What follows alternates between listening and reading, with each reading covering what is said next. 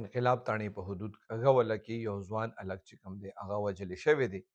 ملزمان تښتېدلي دي. دې حوالې سره چې په انقلاب تاڼه کې کوم اف ای آر درج شوی دی، په دې کې مدعي د زنانه د عطاالله نومي کس دی، د هغه کور والا په دې کې مدعي ده. هغې رپورټ درج کړی دی چې دا د کږې ولې اوسېدونکي دي. دې پولیس ته ویلي د دې د 13 کالو زوی دی سیف الله، وایي هغه پټو ته تللی کار دپاره غنمو کټۍ یې کوله. وایي بیا څه ټایم پس ورپسې چې ما تیاره کړه، وایي زه هم ورپسې لاړم. وایي واپسۍ کې دا د خپل زوی سره په موټرسایکل باندې را روانه وه چې مسلح کسان رالل په دې باندې ډزې وکړي. دا وایي د دې دا زوی سیف الله چې کوم دی دا لګېدلی دی په دې کې مړ دی. وجه چې دې په اف ای آر کې کومه بیانه کړې ده، نو دې زنانه پولیس ته ویلي دي چې د دې په علاقې کې د دوو فریقینو خپلو کې څه تنازع وه. هغې کې د دې دا زوی چې کوم دی دا د یو فریق ممبر و د جرګې، او هغه بل کوم فریق چې و هغه سره د ده جګړه شوې وه. نو د هغه 3 میاشتې پیل دا واقع شوې وه، دا جګړه شوې وه.